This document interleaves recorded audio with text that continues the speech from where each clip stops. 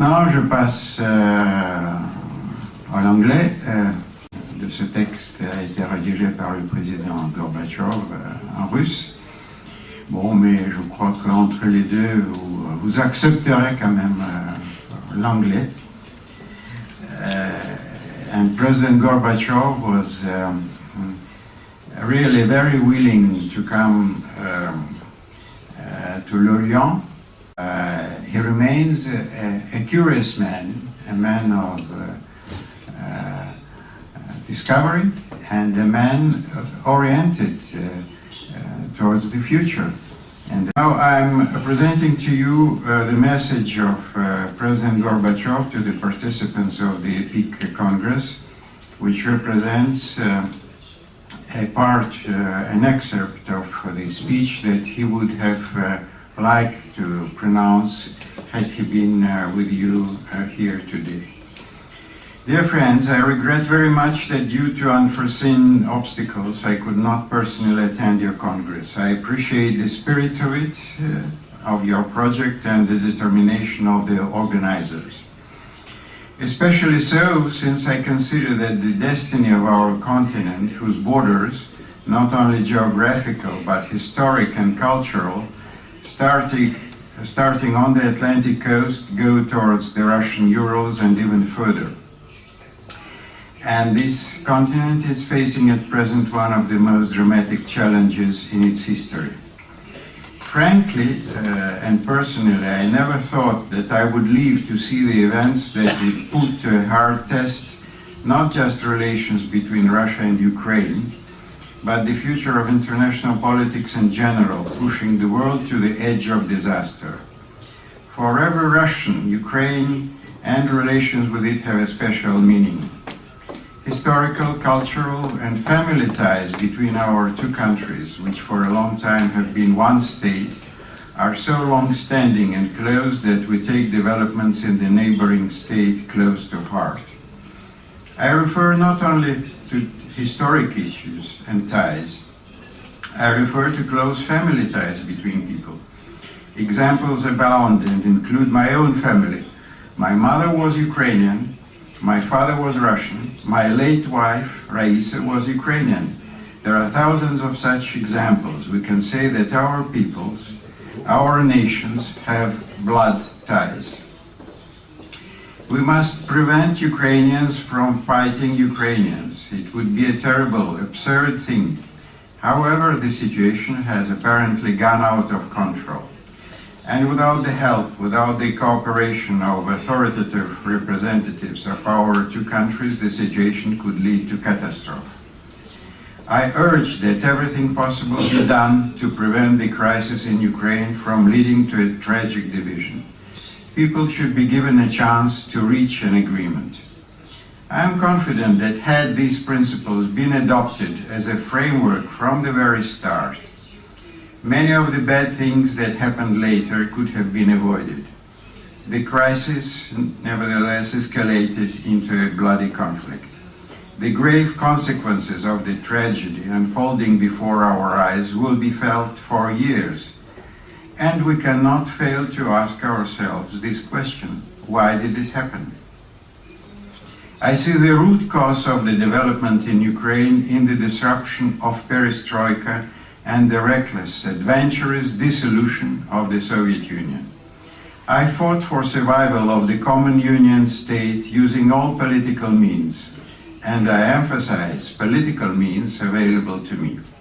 I proposed talks on an economic union and common defense and foreign policy with Ukraine. All outstanding issues, including the status of Sebastopol and Crimea and the Black Sea Fleet, could have been resolved during such talks. However, my proposals and warnings went unheeded. We now have to seek solution to the conflict in Ukraine and ways to overcome the international fallout from the crisis triggered by the events there. There is only one option to pursue: dialogue and search for consensus. We need an interconnected, constructive dialogue both at the international level and between the political forces in Ukraine. The country needs our help. This accord can be only reached by the Ukrainians themselves. However, and a necessary prerequisite is to make sure that the interests of all ethnic groups are taken into account. As for the Ukrainian state's foreign policy, ameliorating relations with Russia should become a top priority. I am convinced that most Ukrainians not only understand but support this. The West too should understand it. Its leaders must stop trying to draw Ukraine into NATO, because such attempts have not brought and will not bring anything but discord between Ukraine and Russia.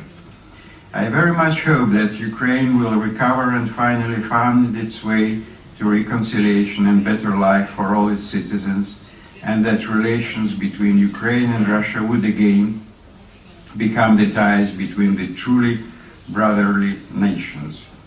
The Ukrainian crisis provoked a serious and dangerous deterioration of relations between Russia and the West. Economic sanctions against Russia have been imposed, with cooperation curtailed in many areas. Decisions are now being taken to build up NATO's military presence in the countries neighboring Russia. All this remind one of the Cold War era. We hear statements that the Cold War has been resumed, and some are arguing that it had never ended. Are we condemned to a new round of global confrontation? What can and should be done to reverse the dangerous trend and prevent a new division of Europe and the world? I note that both sides, Russia and Western countries, have said they do not want a new Cold War. Not all is lost, and a certain level of interaction has been maintained. Russia and the West are not enemies. I refer in particular to Vladimir Putin's participation in the celebration in France to mark the 70th anniversary of the Allied landing in Normandy. Nevertheless, simple attempts to break the downward spiral in relations have failed so far. The dialogue has virtually frozen, and mutual sanctions have escalated, damaging the economies of both Russia and the West, and most importantly, thwarting political cooperation. It's very important now to take a sober and balanced look at the situation, to be conscious of the existence of global challenges and universal human values, as well as the numerous issues that cannot be resolved without cooperation between the world's leading powers.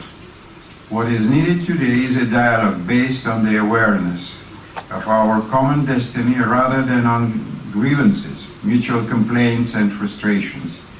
Rebuilding trust will be difficult, but let us try to revive the atmosphere of a search for mutually acceptable solutions. We should use every channel available, both open, public channels and private channels, quiet diplomacy. Let us try to refrain from demonizing one another or making allegations about the other side, accusing it of shadowy dealings. I am confident that the revival of the new thinking in international affairs will ultimately take place. There is no other way if we are to save the world in which we live. So my appeal is to act now and urgently. Monsieur Gorbachev. Thank you.